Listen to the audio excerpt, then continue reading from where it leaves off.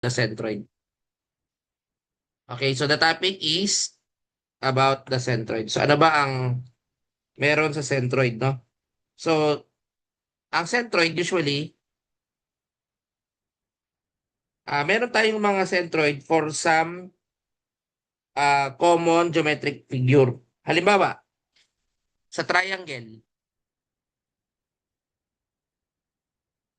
Sa triangle, let's say ito yung triangle, no?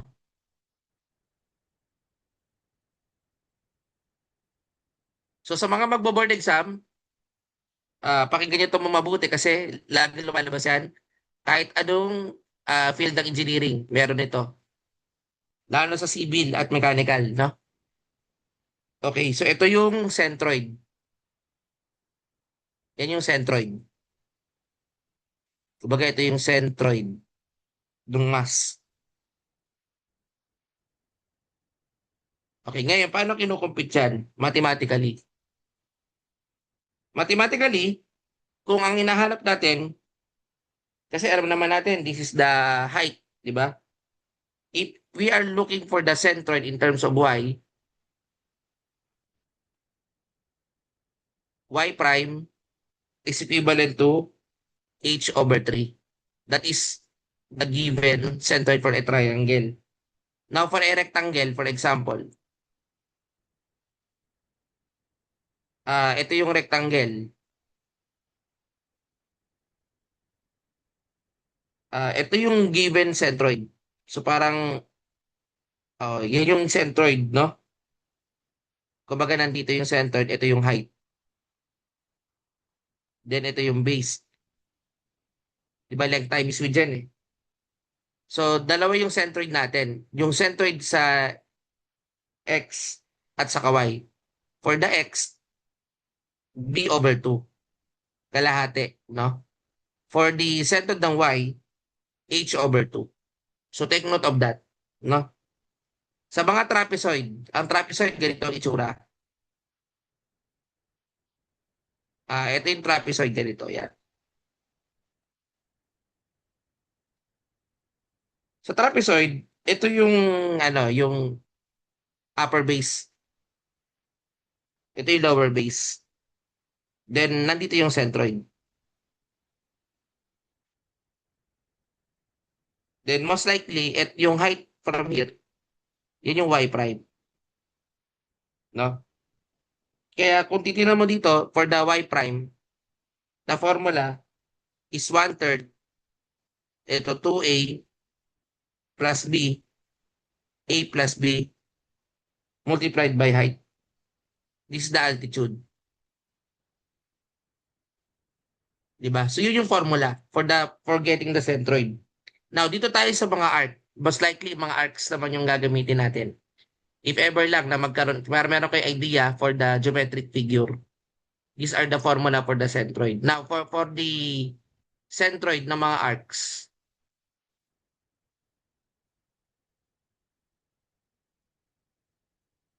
okay, usually sa mga parabola, hyperbola, circle, for example, ito, okay, meron ka ditong first quadrant ng circle.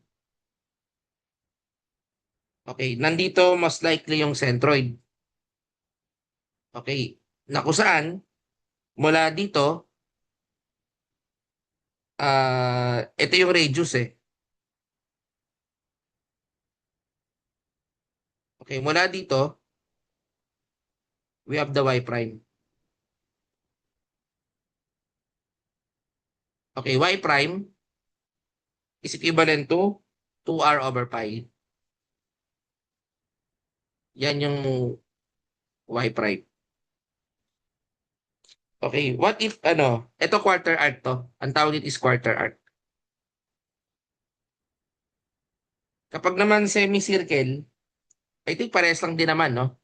Kung semicircle naman ang pag-uusapan. Okay, ito yung semicircle. So, ito yung kalahati. So, nandito sa gitna, yung y prime. And, yan yung, ang y prime is 2r over pi. Yan yung ating mga semicircle, no? So, take note of that, those, ano, no? Okay, now, dito pala, no, dagdag ko sa quarter arc, kapag x naman, kasi dito y, ang x dito, kawari, di ba, ito yung gitna. O, ito yung x prime. Yung x prime dito is 4 over r, 4r over 3 pi, no? O pwedeng ganyan sa quarter circle. Or, pwede rin, y prime, ang y prime nito is 4r or 4r over 3 pi din, no? Okay, again, ito applicable sa mga, ito kasi quarter arc. Ito ay sa quarter circle. Okay? So magkaiba sila kasi yung isa naman kanina is sa arc lang, arc. Ito is mismong circle na, no? Para hindi kayo malito. Okay? Ito naman is doon sa ating ano, no? Doon sa ating y nito. Ito kasi pwede ko sabihin na ito rin, pwedeng y prime is diameter kasi 2 times r is d over pi. No? Pwede rin ganyan, no? Then also pwedeng ang x prime. Yung x naman, yung y prime pala, right, by the way, or yung tinatawag natin na ito yung tinatawag na x prime.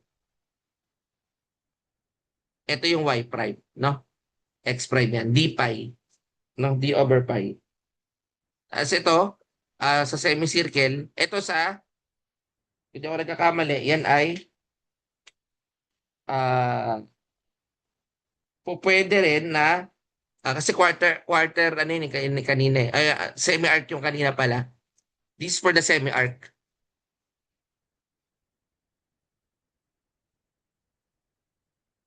Okay, ito naman, sa semicircle.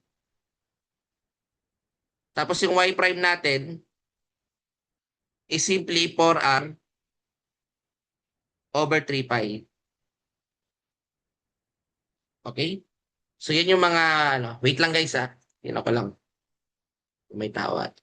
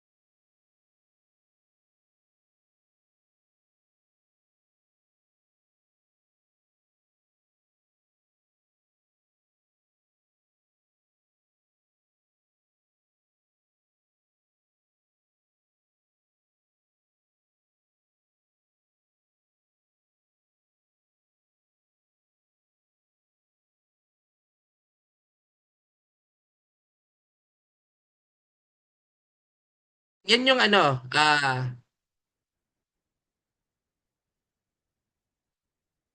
okay, I think nakamit na ako. Okay. Okay, so yan yung ano, yan yung method, no? So ito ay ginagamit for semicircle. Yung isa semi-arc. Okay? So basically, yan yung formula. Ngayon, may mga pagkakataon na magagamit natin yan mamaya, no? For example, meron akong ibibigay na mga centroid ng plane area. Dito na tayo sa centroid ng plane area. Okay, centroid of the plane area. Vertical strip. So bibigyan natin yung mga example, no? The centroid of plane areas. O dito na tayo sa mga formula.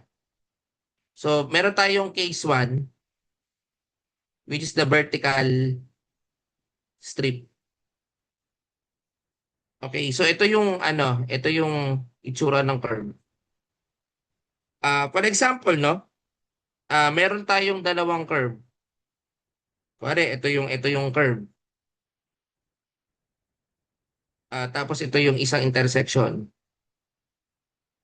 Okay, now,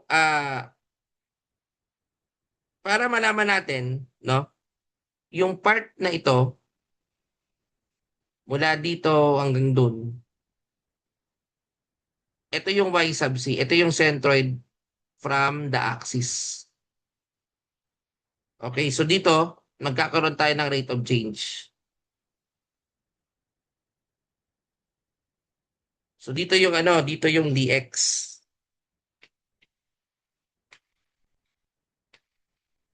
Okay. Tapos yung isa, yung y,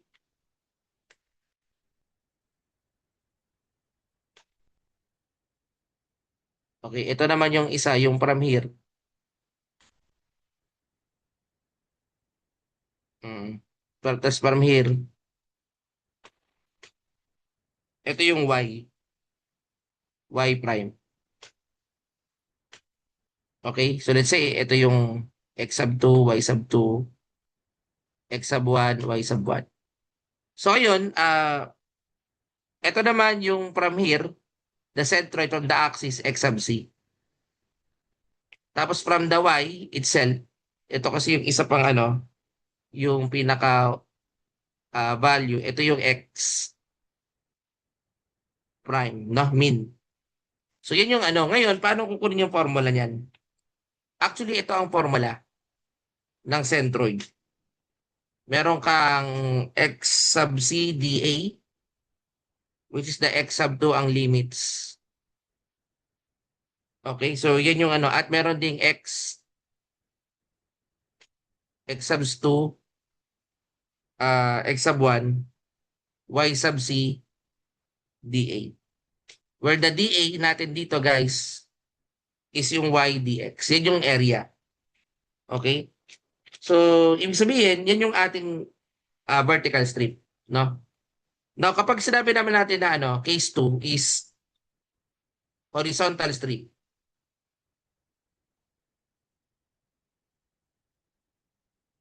Okay, this is the horizontal strip. Okay, imagine ito, no, may dalawa kang curve. Kasi titingnan natin dito kung saan tayo nagkukunin yung centroid. No? So, ayan. Ayan. So, andito yung centroid. Okay, ito yung x sub 2, for example, y sub 2, the x sub 1, y sub 1. Then, ito yung ating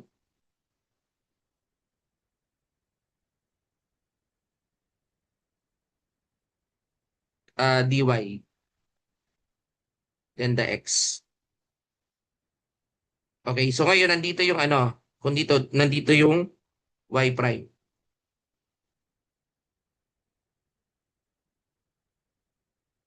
Then, ito yung y sub c. Yun nandito.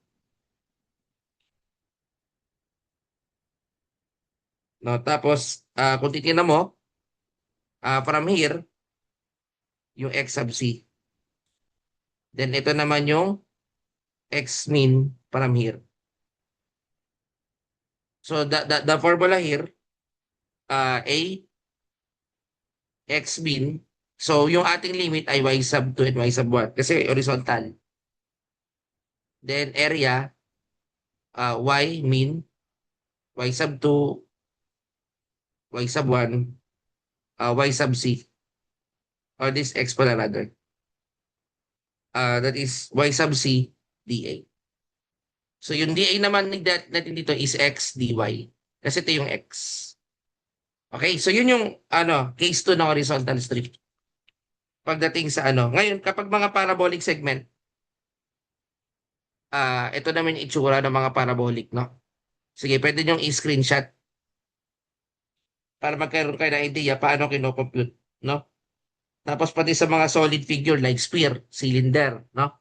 Kukunin natin yung tinatawag na centroid. I think hindi na in-include yung moment inertia. So, hindi na natin di-discuss yun.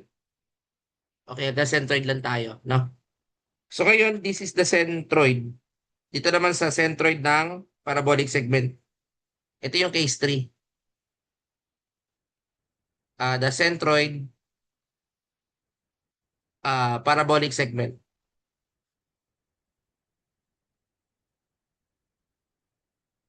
Okay, dito guys, meron tayong ano, ito yung parabola. Kasi ito yung parabola, no? Nag-open out upward.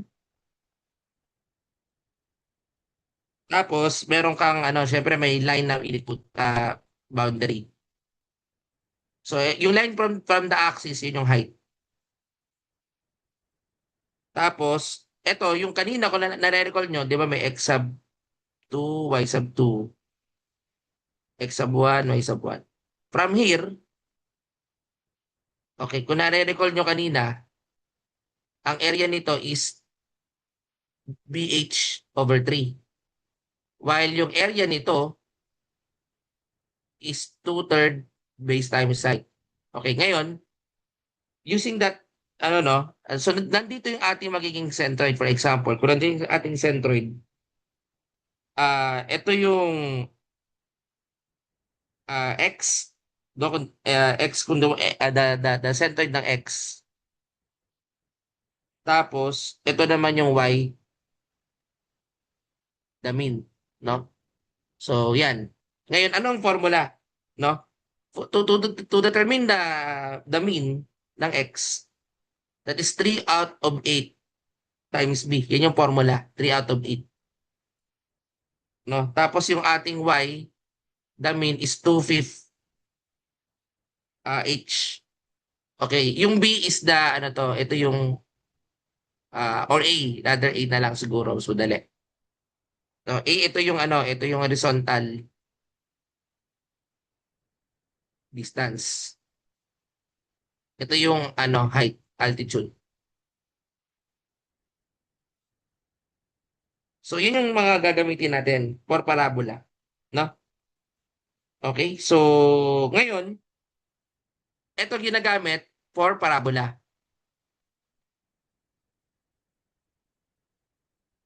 na ang area is 2/3 base times height.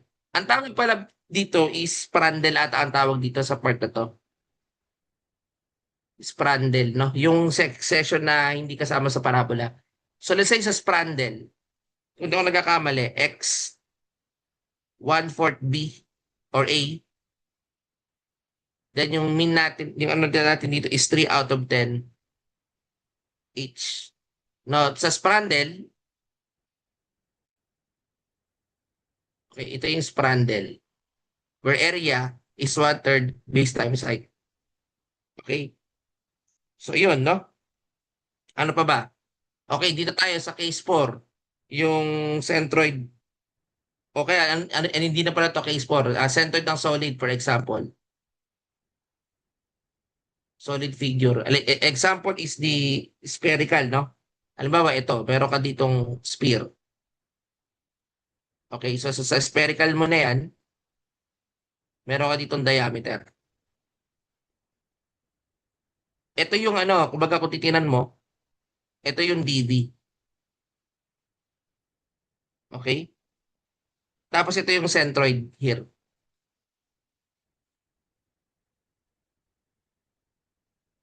Wait lang.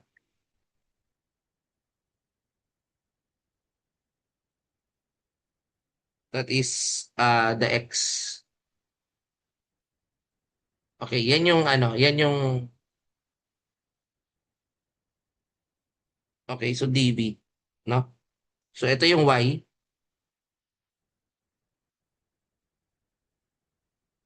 Okay, and then ito yung X, no? So ngayon to solve that, ang Vx prime, dVx, then Vy prime is dVy. Yun yung mga formula sa sphere, sa cube, sa sphere, no? Okay, so anyway, yan yung mga formula na mapag-aaralan natin when it comes to centroid.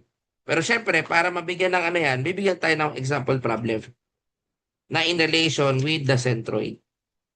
So ako, sabi ko nga, nung ako yung nagbo-board exam, ito yung paborito ko dati. Centroid, area, surface area, no? Kahit nga nung ako nung nag-let exam, hinanap ko yan. So, hindi ko pinakawalan yung mga ganyan. Volume, solid revolution. Yung mga unang sinugutan ko kasi alam ko sure kung masasagot ko.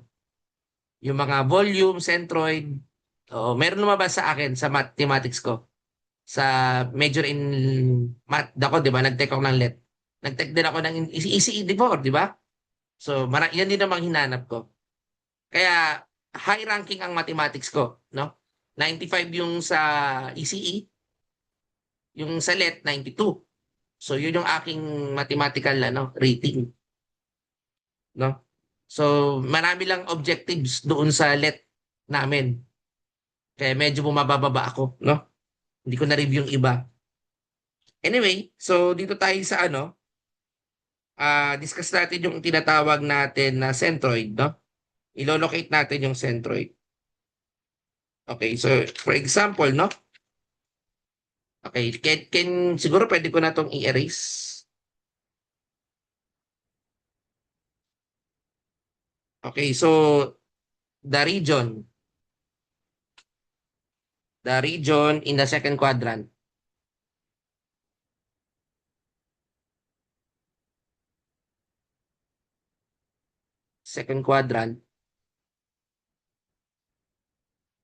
which is bounded by the curve,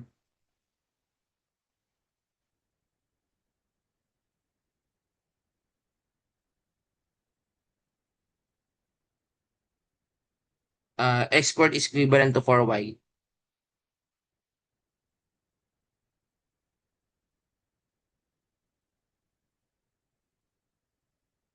Okay? Uh,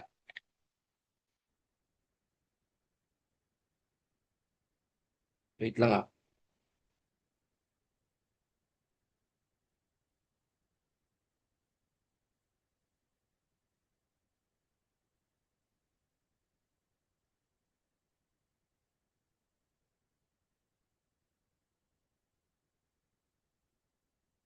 Okay, so giving back. X squared equivalent to 4y, and the line x is equivalent to 4 or negative 4 rather,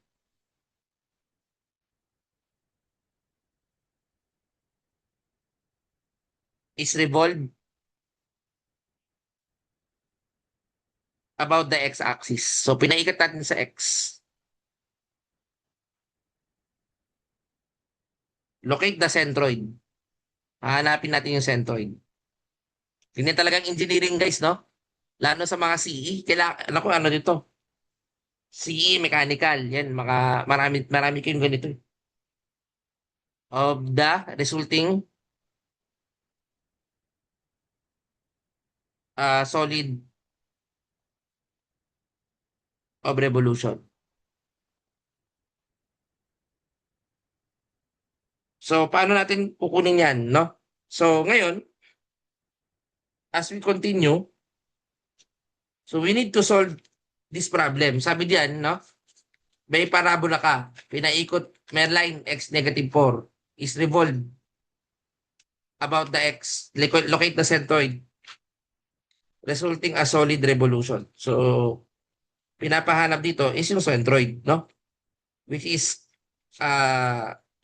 pwede natin makuha, no? Through computation of the centroid. Okay. So, let me solve this para makuha natin.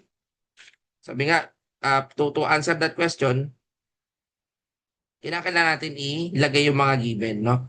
Lagyan natin yung curve, i-drawing natin yung mga parabolic curve. Okay? Sige. So, let's try to solve this. Okay. So, anong gagamitin nating formula, no? So, siguro kailangan ko munang i-drawing. Ito, x squared equivalent to 4y. So, ano bang ibig sabihin nito? Pag x squared equivalent to 4y, opening upward dyan. Pero lagyan muna natin yung mga line. May x daw na negative 4. So, negative 4 squared 4y. Meron kang 16. So, meron kang y is equivalent to 4. So pag pinalat ko ito, automatically, makikita na natin yung itsura ng curve. So 1, 2, 3, and 4. 1, 2, 3, and 4. Okay, tapos 1, 2, 3, and 4. So imagine, no, nandito. Tapos nandito yung mga negative 4. Nandito yung negative 4, no? O maaaring na yan. Yan yung magiging itsura ng curve. The symmetry yan, nandito na rin yan sa kabila. Okay, pero kasi ang anong sabi dito, x is equal to negative 4. Ang x is equal to negative 4 ay ito. So, locate the centroid, no? Pina-revolve daw sa x-axis. So, nag-revolve siya. So, cylindrical ulit, no? Pero, ito yung concern. Di ba? So, ngayon, what do we need to consider? Locate the centroid of the solid revolution. So, ito yung centroid. Ito yung hinahanap dyan, no? Okay? Na pinaikot dito. Kumbaga, from here to here. Okay? So, ito yung y sub c. Then, ito yung x sub c. From here. I-drawing ko lang yan. Basically, drawing. So, nandito yung ano, kumbaga parang ito yung x sub c. Ito yung y sub c. Now, locate the center of the solid revolution. Resulting solid, no? Okay, to answer that, kinakailangan gamitin natin formula V x prime is equivalent to, ito yung solid curve, lalala nyo kanina, integral of x dv. Okay, yan yung kapag solid figure. Ito kasi example na may solid figure ng centroid. Okay, ngayon, paano ko kukunin yan? So, kukunin mo yung ano, kukunin natin dito yung ano, yung derivative nito, yan. Yung dv, no? Kasi guys, when we say dv, yan yung ano, yan yung y dx 2 pi. Pag kinuha mo yung ano, yung volume, kasi pag in-integrate mo, di ba? So, most likely, ito yung y over 2. Kung nare-recall nyo, ito yung y over 2. So, meron ka ditong y over 2. No? Kaya, kapag kinuha natin itong formula, yan ay pi y squared dx. Okay, yan yung magiging ano, dv. So, yung dv natin is simply pi. Since ang y squared naman natin ay, ang y natin is x squared over 4 from the equation, meron kang x squared over 4 na naka-squared dx. Okay, kaya ang dv natin basically is pi x raised to 4 over 16 dx. Na kaya kapag kinuha natin yung centroid, v all over the integral of x sub c dv, may makukuha tayo. Kasi itong volume is simply the integral of x dv. Di ba? So, yun yung ating dapat ma-consider. Okay? So, i-divide ko siya dito.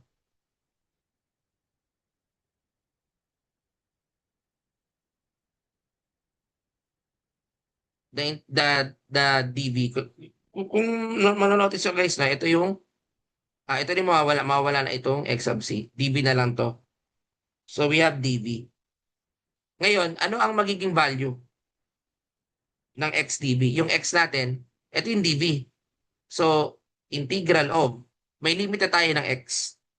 Negative 4 ang gagamitin natin, no? Kasi nga, doon tayo sa negative 4 eh. 0 to negative 4.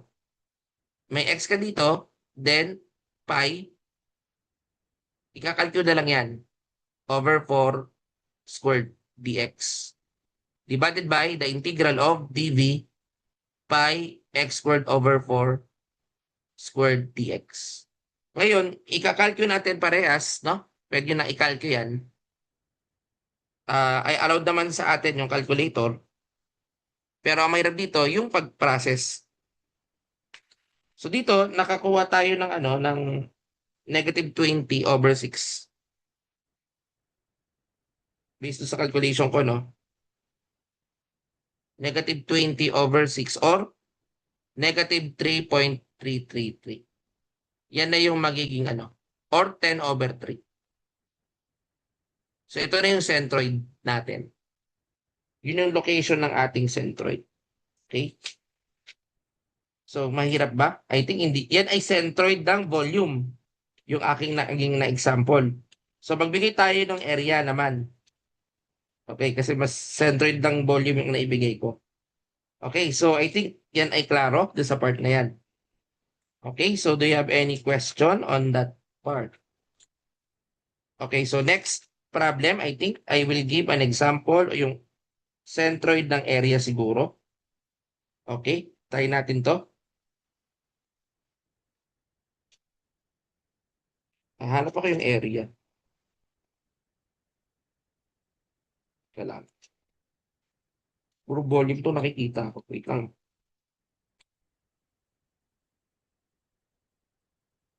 Mhm. Okay, what is the centroid?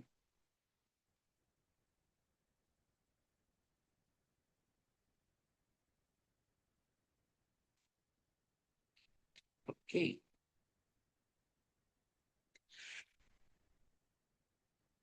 Hanap tayo ng yung may hindi yung volume generated.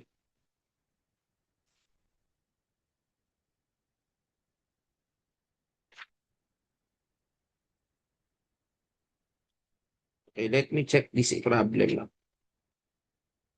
Kasi nakikita ko puro volume. Dapat yung area lang. Okay, so questions muna bago tayo magpatuloy.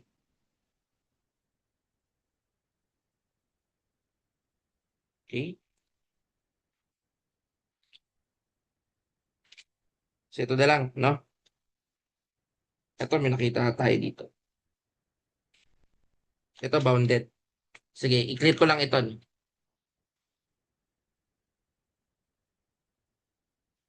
Okay, so ito is the curve as an equation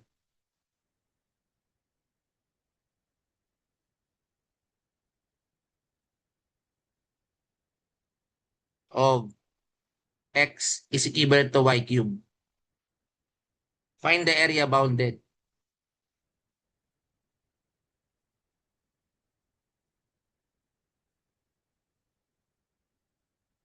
By the curve and the line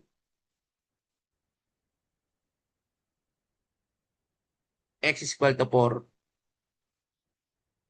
and the x-axis. Okay, so we will try to solve this. This is an example of yung sa area. Pinapahanap yung centroid, no? Okay, finding the area of the centroid, no? Okay? So dito tayo sa yan. So to solve for the area of that centroid, ang x is equal to y cube, ano ba yung itsura ng cube? Kapag pinalat niyan, para magkaroon kayo ng idea, no? Ang cube, halimbawa, x is equivalent to y cube. Bigyan ko kayo ng idea, no? X equal to 0, ibig sabihin, if y is equal to 0, x equal to 0. If y is equal to 1, x equal to 1. If y is equal to 2, x equal to 8. If y is equal to 3, 27. So makikita nyo, kung negative yan, ganun din. So parang ganito siya, oh. So 0, 1 and 1, 8 and 2 or something that uh, tapos 3. Okay, so pag ganun yun, actually pag ganun yun. So ito yung ano, ito yung y cube is equivalent to x. Okay, so para alam niyo yung formula no. Ngayon, if x is equal to 4, ayan. Find the area bounded by the curve and the line. Area pala ito. Pero sige, sagot na natin, hindi pala centroid. So ito, kapag kinuha mo ito, kukunin mo yung area, madali lang naman yung kuha ng area niyan, that is 4 minus x dx. Then the limit, so kapag kinuha mo yung y cube na 4, cube root sa calculator ko is 1.587. So yun yung magiging limit natin. So pag kinalculate mo ito sa akin, dy ito rather, dy. So ibig sabihin kung dy, substitute mo yung x, no? Na y cube. Kaya magiging ano to, y cube to. 4 minus y cube. Kaya ang magiging answer dito is 4.76 square units. Okay, ano lang to area. Hindi pala to centroid. Pero anyway, sige. Balik tayo dun sa ano. Sinod ko lang. Kasi naibigay ko na eh. Harap tayo ng, wala akong makita may centroid dito. Okay, centroid.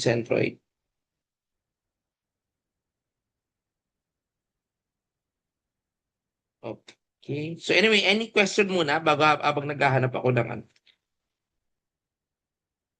Ito. Nakita ko na.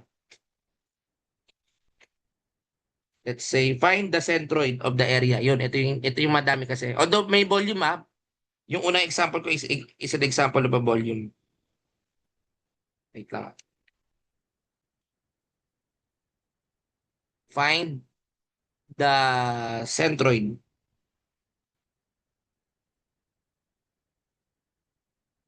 of the area bounded by the curve.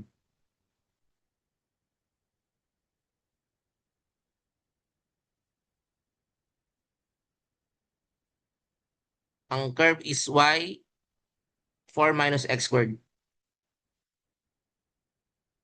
The line x equal to 1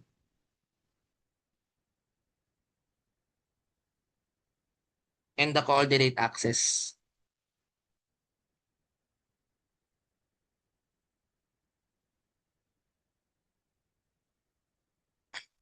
So ano daw yung centroid ng area na bounded ng curve na yan?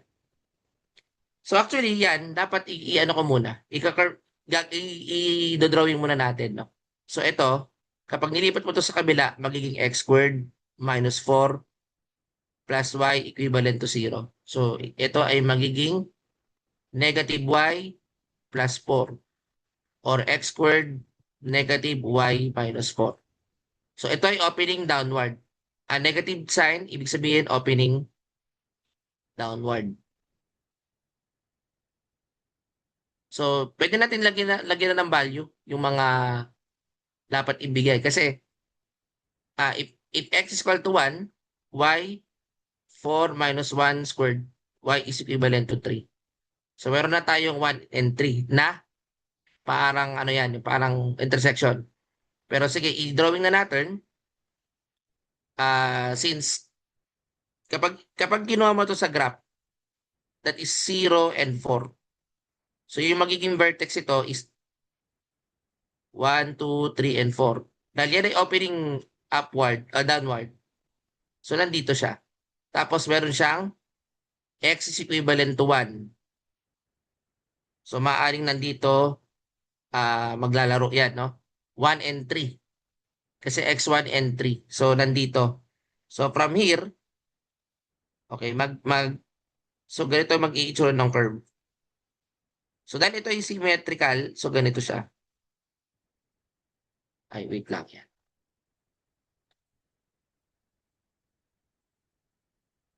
So, and the line x equal to 1. So, meron ka ditong straight line.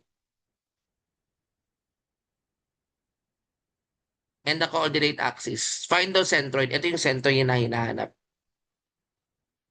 So now, to answer that, no, that problem, no, since we already know, no, yung itsura ng ating centroid. Okay, so ngayon, ah, ang gagawin natin is kukunin ko muna yung area.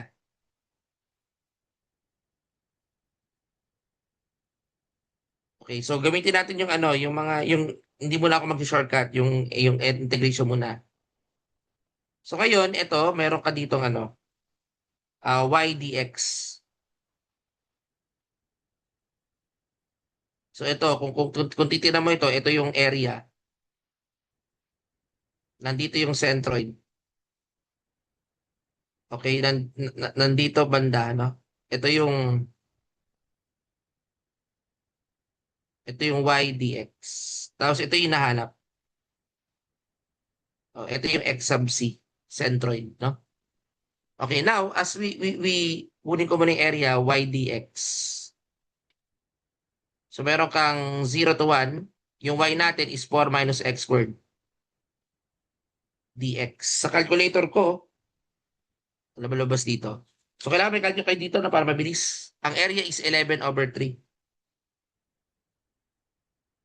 square units.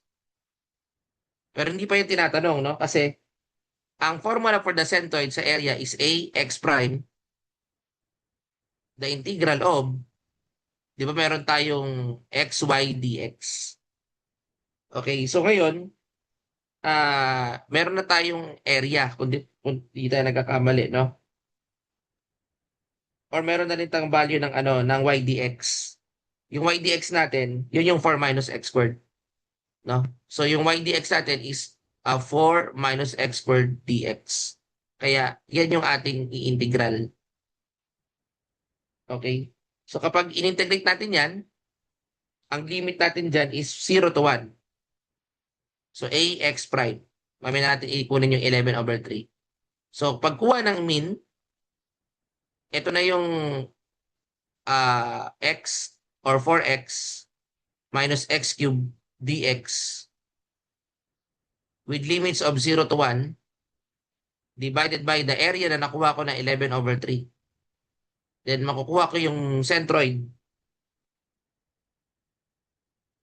Ang sagot ko dito ay, kasi dito sa calculator nakuha ko, 7 over 4 yung nakuha ko dito. So pag dinivide ko to, 21 over 44. Or 0.48. Ito din yung centroid. Now, to solve for the y, so xy dy or xy dx rather pa rin. Kasi ang kukunin naman dito is ito, yung y prime. O yung centroid nito, yung mula dito hanggang sa axis. Pero yan ay kalahati ng y. Kung naalala nyo, di ba? So yung hatiin natin yung ano, yung y dx, ito magiging y over 2 times y. Kung nare-recall nyo, no? Kaya ang lalabas dito is area y prime is equivalent to 11 over 3. Then the integral of y squared over 2. Okay, dx. Ngayon, ano ba yung equivalent ng y? Itong 4 minus x squared. Kaya yan ay, kung di ako nagkakamali, yan ay 1/2. Ilalabas natin yung 1/2. Okay, the integral of 4 minus x squared dx in terms of 0 to 1. Pero dito, this is the squared. No? Divided by 11 over 3. Ngayon, sa calculator, 1.85 ang aking nakuha. And this is how we solve for the centroid. Okay? So that is the centroid of the given curve. Okay, sana naintindihan yung part na yan. Mm. O isa pa siguro na problem hanggang sa maintindihan talaga mabuti, no? Yung paggamit ng Centroid, no? So hindi ko alam kung mahirap ba o kayang-kaya naman. Okay. So may katanungan kayo dyan sa part na yan. Let's try to find other problem, no? Okay. Okay, try natin to, no? Find the centroid of the area. Sige, copy nyo to, no? Ay, i-screenshot nyo. So, ang sagot dito is 0.48 for the centroid sa X. Then, yung Y centroid is 1.85. O, last example, no? Para bago kayo mag-lunch. Ay, lunch na pala. Sige, I think pwede na siguro yun. May tanong kayo so far? I-ano ko lang ito.